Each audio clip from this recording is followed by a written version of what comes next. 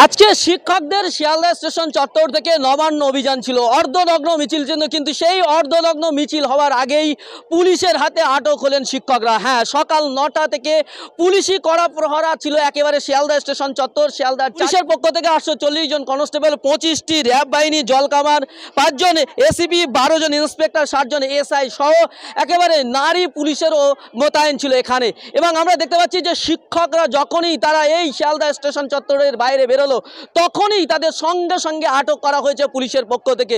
তাদের যে অর্ধনগ্ন মিছিল ছিল সেই মিছিল কোনোভাবেই করতে দিল না প্রশাসন। পুলিশের পক্ষ থেকে সকাল থেকে সব রকমের প্রস্তুতি নেওয়া হয়েছিল যে কোনো রকম তাদের মিছিল করতে দেওয়া হবে না। পুলিশের পক্ষ থেকে তার জন্য সকাল থেকে এখানে জমায়েত করা হয়েছিল। এবং আপনাদেরকে জানিয়ে রাখি যে শিক্ষকরা বলেছিল যেভাবে চাকরির অর্ধনগ্নতা গোটা বাংলায় ছড়িয়ে পড়েছে, তাই তার প্রতিবাদ জানিয়ে তারা আজকে অর্ধনগ্ন মিছিল করে এখান থেকে শিয়ালদা স্টেশন চত্বর থেকে মুখ্যমন্ত্রী মমতা বন্দ্যোপাধ্যায়ের সঙ্গে দেখা করবেন। কিন্তু মুখ্যমন্ত্রী মমতা বন্দ্যোপাধ্যায়ের সঙ্গে তাদের দেখা হলো না, তাদের অর্ধনগ্ন মিছিলও হলো না, কারণ পুলিশ তাদের সেই মিছিল রীতিমতো বানচাল করে দিয়েছে। শিক্ষকরা যখনই এই স্টেশন চত্বরে এসছেন সঙ্গে সঙ্গে তাদের আটক করেছেন, তাদের আটক করে নিয়ে যাওয়া হয়েছে। চলুন বিস্তারিত জানাবো প্রতিবেদনে।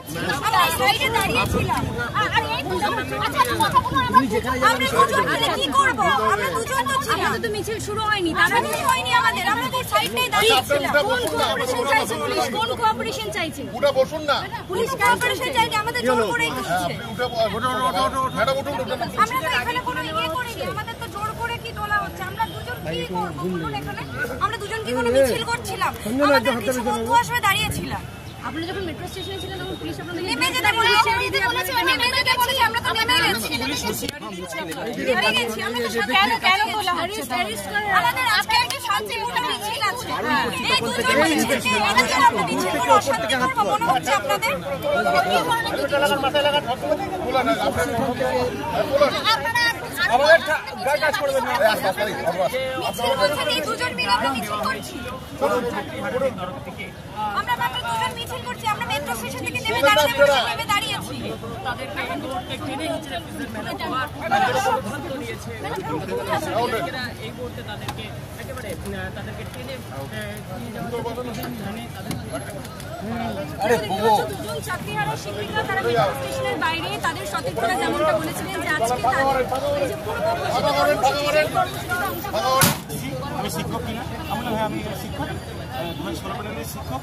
তাহলে ওনারা ভাবলেন হয়তো কিছু প্রতিবাদ জানানোর জন্য আমি এসেছি। আমি বললাম যে না স্যার, আমি আমার একটা ব্যক্তিগত কাজে এসেছি। উনি তো আর কিছু শুনলেন না, উনি 2016 শুনলেন, আমাকে একটু গাড়িতে তুললেন। আপনি কি মিছিলে অংশগ্রহণ করেছিলেন? আমি সহমর্মিতা, অবশ্যই আমিও তো একজন চাকরিহারা শিক্ষক, আমি নিজের কাজেও এসেছিলাম, সঙ্গে সহমর্মিতা জানানোর জন্য এসেছিলাম। কি বলবেন এই যে আপনাদেরকে আটক করা হয়েছে? কর্মসূচি ছিল, তার আগে কর্মসূচি শুরু হওয়ার আগে আপনাদেরকে যেভাবে আটক করা হচ্ছে এই বিষয়টিকে কিভাবে দেখছেন? তার পাশাপাশি আজকে বিজ্ঞপ্তিও জারি করা হয়েছে, আপনারা যে বারংবার বলছিলেন যে পরীক্ষা দেবেন না। আমরা সাধারণ মানুষও একটা বোঝে, ছোটো বাচ্চাও বোঝে যে আমরা 2016 সালে পরীক্ষা দিয়েছিলাম। 2016 সালের পর প্রত্যেকটা মানুষের জীবনে যেরকম পরিবর্তন আসে, আমাদের জীবনেরও প্রতিটা মানুষের পরিবর্তন এসছে। প্রতিটা দিন, প্রতিটা মুহূর্ত এখন ডিপ্রেশনে কাটছে। আপনি ধরুন যারা দুরারোগ্য ব্যাধিতে আক্রান্ত তারা কীভাবে পরীক্ষা দেবে? যে শিক্ষিকারা মা হতে চলেছেন তারা কীভাবে পরীক্ষা প্রস্তুতি নেবে সম্ভব? তাছাড়া আরও বিভিন্ন সমস্যায় অনেক সামাজিক দায়িত্ব, অনেক পারিবারিক দায়িত্ব আমাদের, কারণ আমরা বড় হয়েছি সবারই, আপনাদেরও যেমন থাকে আমাদেরও তাই অনেক পারিবারিক দায়িত্ব এসছে, পারিবারিক বোঝা এসছে। সেই বোঝা সামলাবেন, সংসার সামলাবেন, না পরীক্ষার প্রস্তুতি নেবেন? আপনারা একটা সাধারণ একটা ছোটো বাচ্চাও বলতে পারবে যে একটা এই বর্তমান যে প্রজন্ম যারা এখন পড়াশোনার মুখে আছে, পড়াশোনার মধ্যে আছে, তাদের সঙ্গে আমাদের একটা কম্পিটিশন করা খুব একটা দুঃসাধ্য ব্যাপার। আমরা বারবার মুখ্যমন্ত্রীকে, শিক্ষামন্ত্রীকে বারবার অনুরোধ করেছি, আপনারা প্রয়োজনে রিপেনাল করে, ওয়েমার্কশিট পাবলিশ করে রিপেনাল করে যোগ্যদের বাঁচান, অযোগ্যদের বাদ দিন, কিন্তু কিছুই তো আমরা বুঝতে পারলাম না। আজকে যে বিজ্ঞপ্তি জারি হয়েছে, সন্তুষ্ট হয়েছেন? সন্তুষ্ট কী করে হবো বলুন? আমরা পারবো নতুনদের সঙ্গে একটা কম্পিটিশন করতে।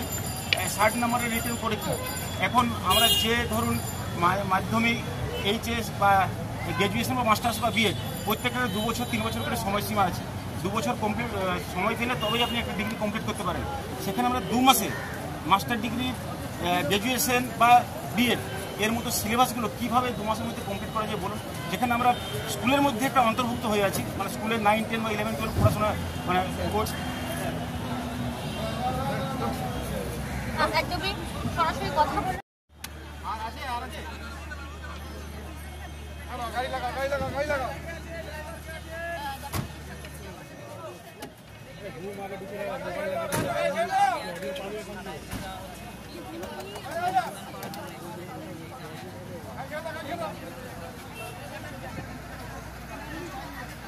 আপনারা আজকে টিচারদের জন্য প্রচুর তা এটা কেন?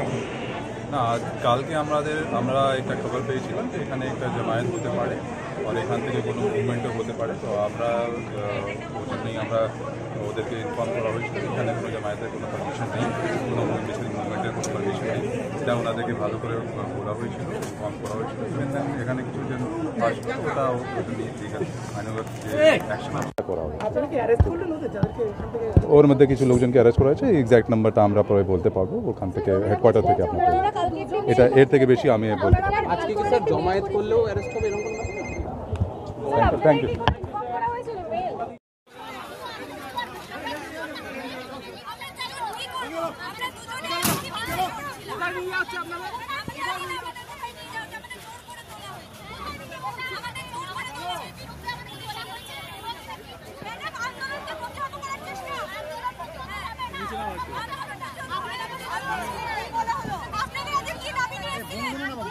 আপনাদের কি দাবি নিয়ে এসেছিলেন?